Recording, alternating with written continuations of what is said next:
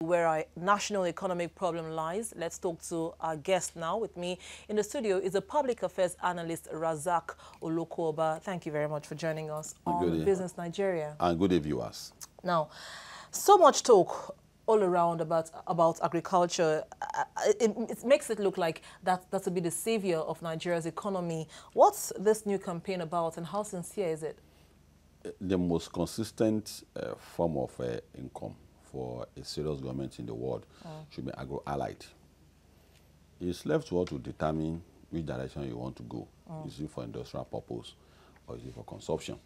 Some countries in the world has attained industrial proportion where they achieve the two. They do it for local source, for local needs, for feeding, and as well do it for industrial purpose, because that's where virtually most of the things you need for your industries, raw materials for your industry comes from. So at the point Nigeria missed the road economically was that point when we began to look away from agriculture. And when oil was discovered in Opuibiri in 1956 in Bayelsa State, there were notes of warning repeatedly that you don't have to look at oil only. Our economy was totally mismanaged from 1960 up to the repair what it's time to do now. They were sounding warning that you are not supposed to look away from agriculture. You look at it now. Ivory Coast is the largest producer of cocoa now. Nigeria last year was number 7. Number 4 last year. It has declined to number 7 this year. Ivory Coast is trying to meet up with 1.8 metric tons per year. Last year it was 1. This year it was 1.2, trying to, and Nigeria got only 190 metric tons. Whereas before it was between Ghana and Nigeria that were producing cocoa. The tallest building in Ibadan, which as at the time it was built in 1965, was a legacy of the Western regional government, is the tallest building in the world. Cocoa rubber for rubber for the Middle Eastern, palm oil for the East, and groundnut, like that. So we were surviving, and that was the time we would say we were close to prosperity. So immediately we disengaged from agriculture. That was the beginning of our problem. Now, going back to what we used to do before now, we must bear something in mind. A succeeding nation economically, which takes agriculture as a priority, must subsidize. Okay, talking about that priority, analysts are now calling for Nigeria to shun oil for agriculture. But oil has been the mainstay for the country for several years now, and maybe even decades. So what should be the case now? Should we be talking about shunning oil completely for agriculture or creating a balance? No. You can't completely do away with oil because there are things that it's not only about petrol, gas, and there are things that comes out of oil, synthetics, and a lot of other products for plastic making, which comes okay, so from oil. What should be the balance? So the balance, there should be no balance. The center focus should be agriculture. Agriculture is the most consistent form of livelihood. It's about where you live, because 90% of our survival is from agriculture.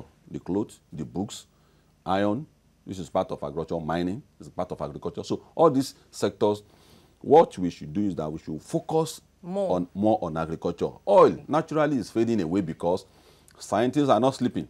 There are aeroplanes that has gone over 50 countries in the world now without crashing. On solar, gas too, there are more researches to look away from petrol. So naturally, attention of the people are going away. Consumption rate of oil is declining. Okay, so there should be more attention on agriculture. Right. But can the agricultural sector survive that attention if it is given it? And is Nigeria ready for such a change? Can the economy be boosted by such attention? It's up to us. If you want to continue in the old way, this is the result of what we are having now. But if you want a life, there's no country in the world that can consume 100%, that can produce 100% of what is consuming. But at least you must attain a pass mark by producing at least 70% of what you produce. And countries that achieve that are countries that pay attention to agriculture. So, in essence, what I'm saying is that if you like it where you want to have a dignified nation where you go to the rest of the world, people respect you. My wristwatch I'm using here, maybe probably your own too. It's produced by a 22-year-old somewhere in the country it comes from. So it's up to us. We must begin to look away from foreign products. Toothpick, the food we eat, the fruit, virtually 90% of things we consume is from outside Nigeria. That's ridiculous. You can only survive a nation where you have free money. Well, isn't that, let's talk about it practically now. Isn't that because, I'm sure many Nigerians will also share these sentiments, because you get some made in Nigerian products and you use it for a day or two and then it breaks down, but you get these foreign products and it survives the test of time. So is it for Nigerians to begin to buy made in Nigeria products now, or the manufacturers themselves or the government to begin to put in more effort to create more sustainable products? There are two. Any society stands on the tripod: the system, the people, and the leadership. The three of us, we have a role to play here. Our agencies that sees to quality products in Nigeria must brace off. That's number one. Number two is that you cannot attain perfection in a day. Even the cars we use today, there were periods when it was, what is in vogue was manual. The cars that were used when we were growing, when I was growing, the car my father used when I was growing up, that they say, this is the big car of that time, or people who are richer than my father at that time, you will see that today, nobody can even say that, do you land this car? Nobody will ask that question because it's no longer in vogue. So it's perfection. You have to close your door to some of those things if you want to survive as a nation. And we have been compared. We should not wait. If you plan for bad days, you will continue to have good days. If you fail, this is one of the opportunity that we have in Nigeria. So what will be the first step? What will be the first step now? What should we be looking for? What do we have on ground now? And what should be the first step to achieving that? The political will. Number one thing is the political will. The political will. Okay. And I think we already asked that political will. Then the result follows by our own resolve. It's not, don't go to whether you start buying tractors or start. No. Don't go there yet. The first thing is the resolve. For the government, there's that political will.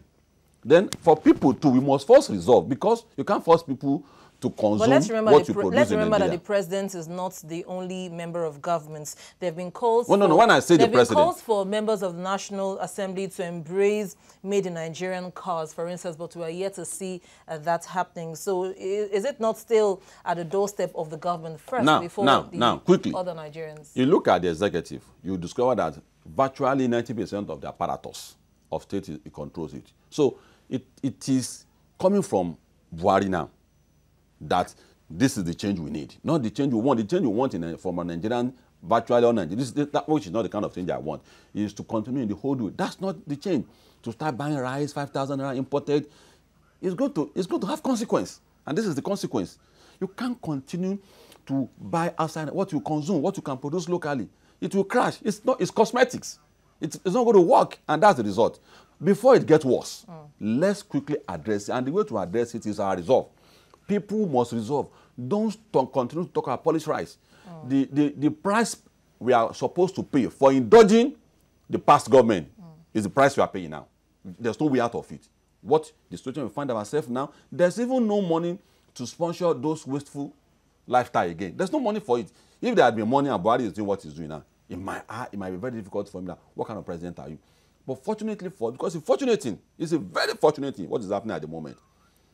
Begin to get it right. Okay. We have to rework our psychology and consciousness. Okay. We have to begin to admit that this nation in 10 years, I don't need to go to anybody to say I want to drink French wine. I can begin to drink Aba wine. I can begin to take Abeokuta rice. I can begin to take apple from Borno State.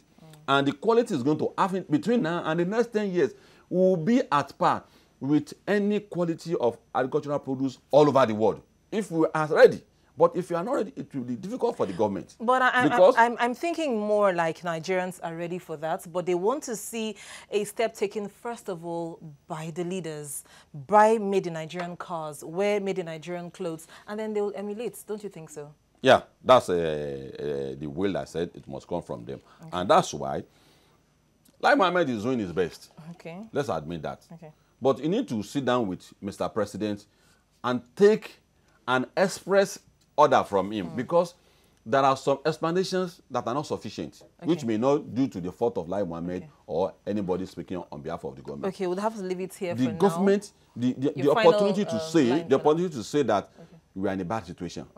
The government has not actually brought that situation, has not been able to paint that picture, that the picture that we are in a bad situation.